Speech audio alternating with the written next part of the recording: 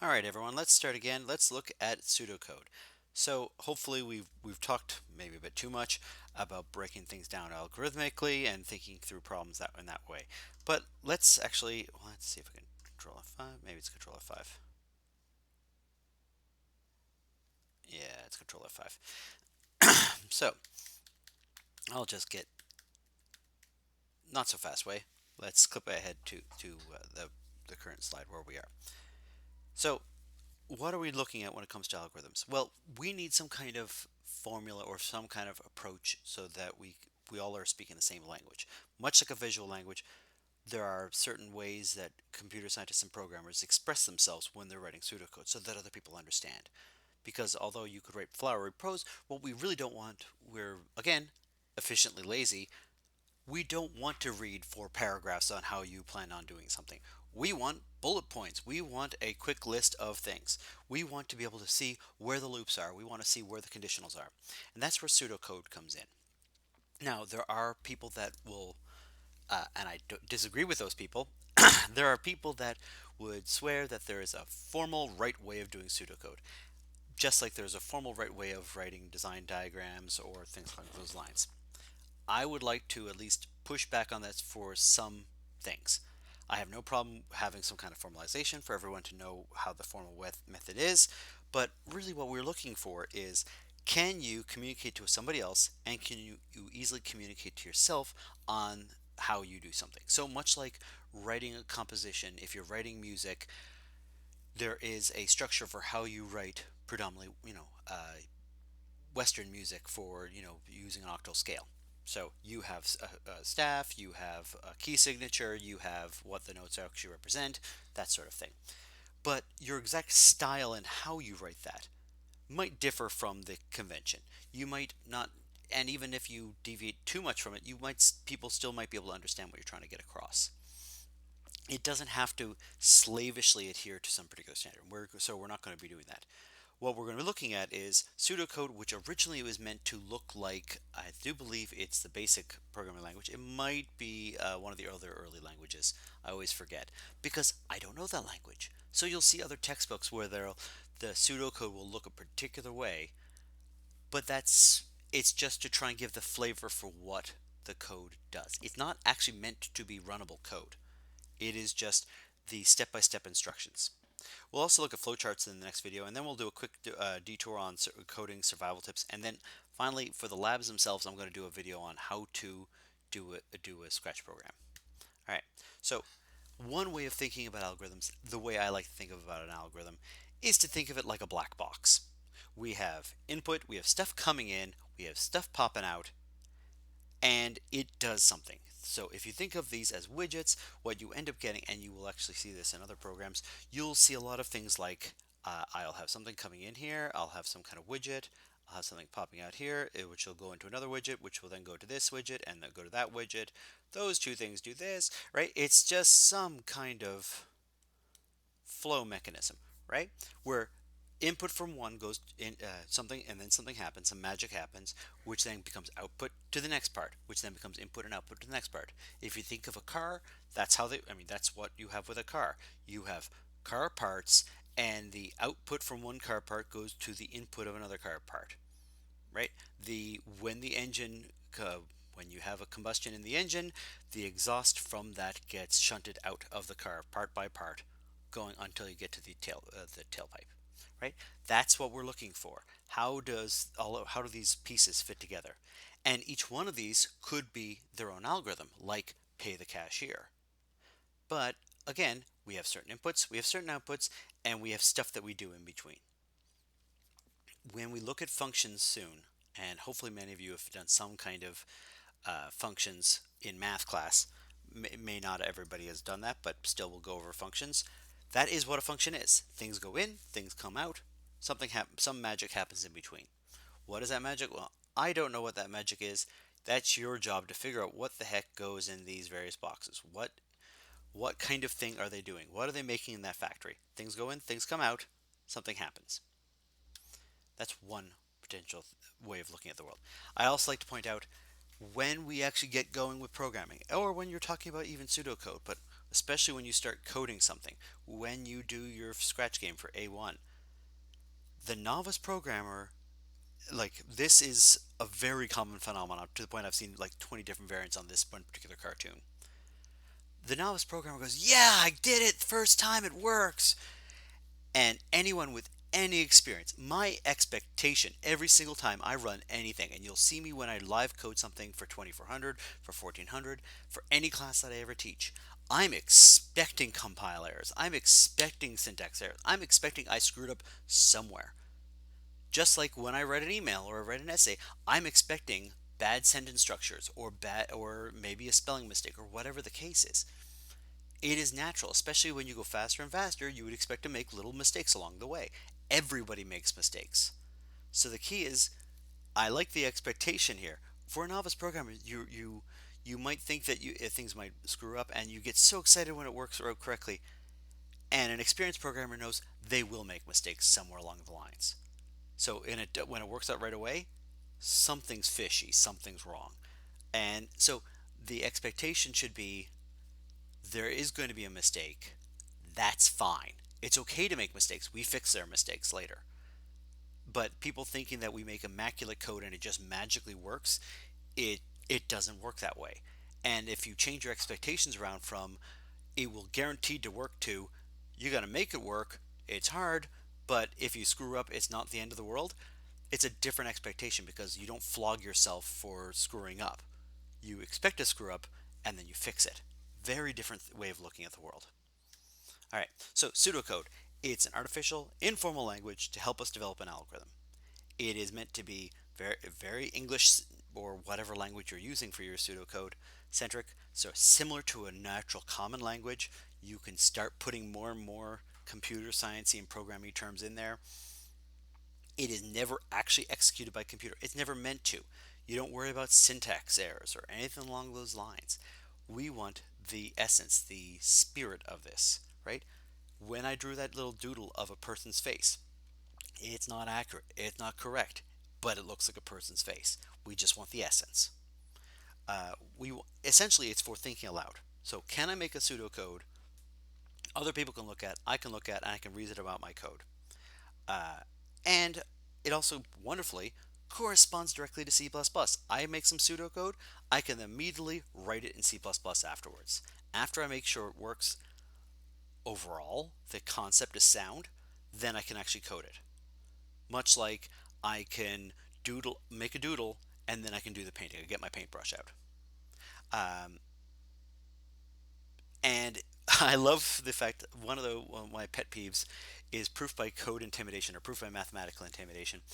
You'll see lectures when if you ever go to a research talk, somebody will do the wrong thing and they will show you their code, especially when you get to like fourth year and you're doing a presentation, for example, and there people are trying to show you how much work they did, and they'll put a PowerPoint slide just full of code, like 100 lines of code, and they say, well, see, and they go line by line through their code, and no one understands what the hell they're talking about. No one understands why they're talking about it. You don't get the essence, the big picture of what's going on. Your pseudocode is meant to be big picture. It's meant to be, here is what we're trying to do. If you want to look at the actual code, go look at the code, but you cannot expect average, normal, regular people to actually look at code and just magically get it. It doesn't work that way. And people keep on saying, oh, just read the manual or just read the code. But no, people don't work that way. Sometimes a high level picture helps. Uh, I like to say any fool can make something complex. It takes real skill to make it obvious to others. Your job is to make your pseudo, if you're trying to communicate to other people, it's to make it so that when they look at what you did, it's clear what you're trying to get across. And if it's not clear, then you need to clear it up. So here's an example. I want to add two numbers together and print out the results. What does printing out mean? I don't know. I'm just going to say print out. I can use printf or print the sum, something like that. But you don't need to know how I'm outputting something to the screen. I'm just going to say I'm printing out the results to the screen. So I get the first number. I get the second number. I may already have those numbers, but let's say I have to get those numbers. I add the two numbers, store them in, let's say, another variable, and then I output the variable. Now, it doesn't matter what language I'm using, that will work. Unless, oh, there are some exceptions. There are languages that you cannot create variables and store variables. That's the only place where they're called functional languages. That's the only place that this doesn't work. They have variables, but you cannot just make a brand new variable somewhere.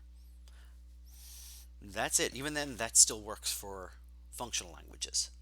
The approach is agnostic to the language you're using. Uh, if I want to add, let's try adding three numbers up, right?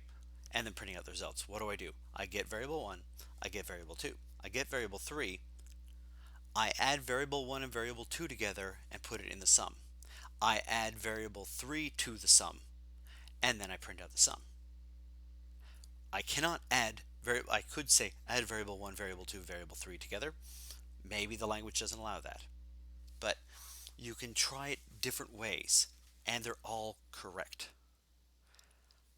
So when we talk about program control, this is going to be more general here. We have sequences, things to do one after the other. So if I'm, cooking, I chop some onions, I heat up the pan, I then cook the onions. Now, some of them I may not have to do it in sequence. I could heat up the pan, then chop the onions. Not a smart move. You'll burn your onions, but you could order or move around the order of the first two items. But one after the other, you have a sequence.